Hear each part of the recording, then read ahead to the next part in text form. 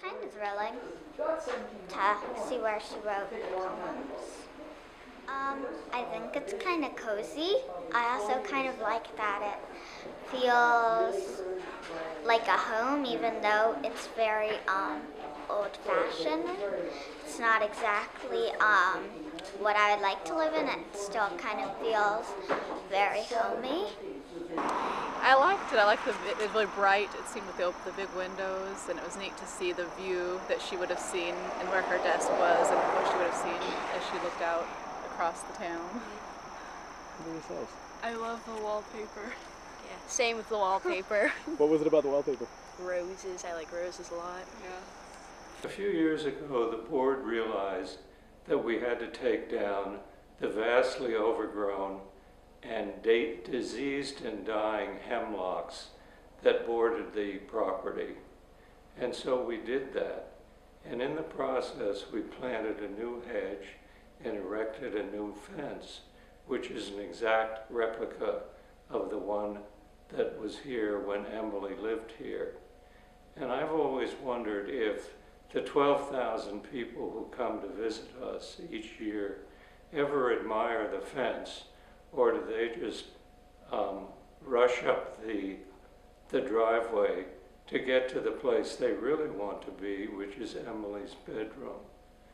And so I decided I would make a seed gift to get the restoration project underway. And it took a long time, actually, for the project from start to finish.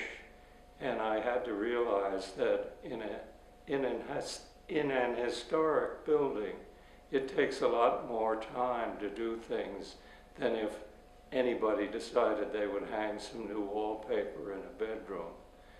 Well, 2 years later, it's all finished, and I have to say that it looks remarkable.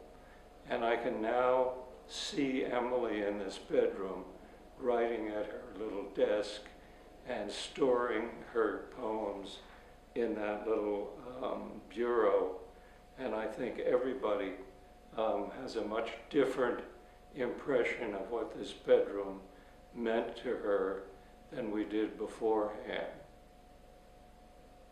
You know, the first word I think of when I see the transformation of this bedroom is the word astonishing.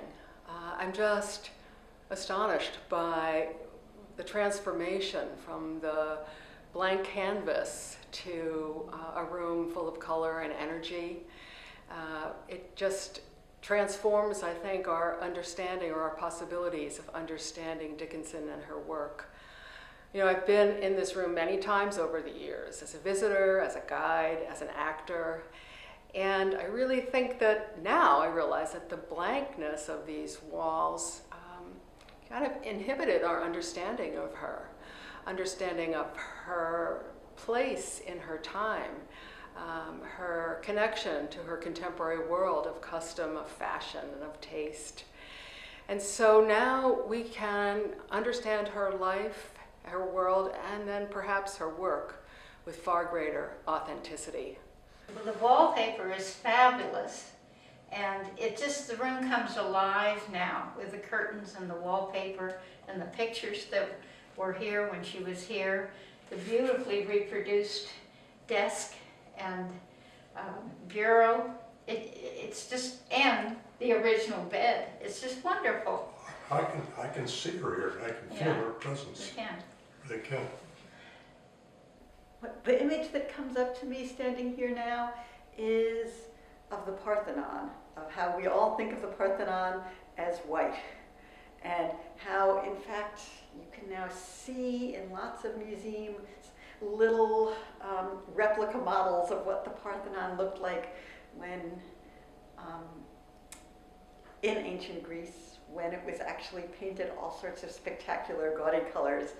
And so I think Dickinson, in her white dress, so figures for us as this place of calm and quiet blankness, right? The empty page, in some ways, in which genius writes on which genius writes. And so it's startling, really. It's astounding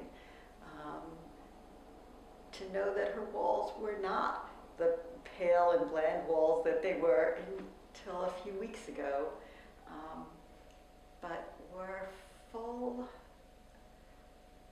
of colored flowers.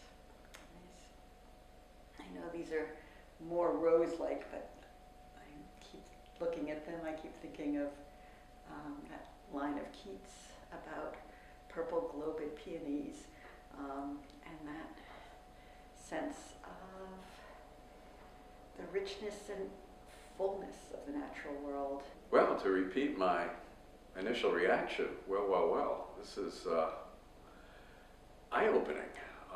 Not very much what I expected. It is so bright and light, and the pattern is so delicate. Certainly not in keeping with some of those stereotypical views of Emily Dickinson herself. Well, I think it's very exciting. I've been involved all along with it as a board member and watching the progress, and we all wanted to support it, of course. The transformation process has been, I think, I can't say as interesting, but extremely interesting to our visitors. I think people love seeing things being restored, and they love seeing the old and then maybe where it's going, but you couldn't really see where it was going until recently. So we've been very interested in watching that happen, but as well as being a board member, I am a guide, and so therefore I'm acutely interested in the space pretty regularly. And just a couple of weeks, or just a week ago, was the first time I took a tour through, and it's wonderful to see people's reaction. What we're realizing, of course, is that most visitors didn't necessarily see the space before, so they're just seeing it now. And I think that's wonderful, and there's so many good stories to tell in this space, and picturing Emily in the space. The furnishings come to life with the decor completed. The stories have always been there, but somehow they seem more poignant now because it all pops. And on the other hand, I think some of the things that have been done in the restoration, for instance, keeping the edge of the floor where you can see the 19th century floor and talk about that, and some of the wear patterns, it allows people, to imagine and to hear the story really of what happened from the time when Emily was here doing her writing. Very surprised how small her desk was, and how when she wrote ideas, even on a candy wrapper, when she had an idea, how she wrote it on scraps of paper, how fascinating that was that she did that. But the room is very feminine, very pretty. One of the things that's been marvelous about this room to me is we've seen it in its bare bones as the accumulated debris of the decades has been taken away. It was down to bare plaster. You could see where old doorways were and where the original doorways were. And they've been restored. And now it looks like a room again, but I also loved it, and it's in my head, when it was in its bare bones and the floor was empty and we could see the patterns in which Dickinson actually walked and moved in the room. So I carry that with me as I see it so finished today.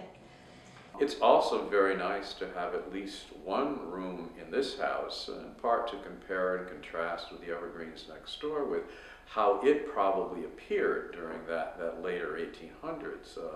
It gives us a somewhat fuller, somewhat differing picture of the family and what their taste was like at the time. So it's interesting from that standpoint as well.